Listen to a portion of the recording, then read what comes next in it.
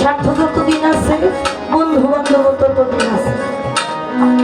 কিন্তু নকুল কুমার বিশ্বাসের একটা গান আছে, স্বার্থ ছাড়া বন্ধু বান্ধব কাছে আসে না, বিনা স্বার্থে দুনিয়ায় কেউ কাউরে ভালোবাসে না। স্বার্থ ছাড়া ভালোবাসে শুধু আমার মা। মায়ের ভালোবাসায় কোনো স্বার্থ থাকে না।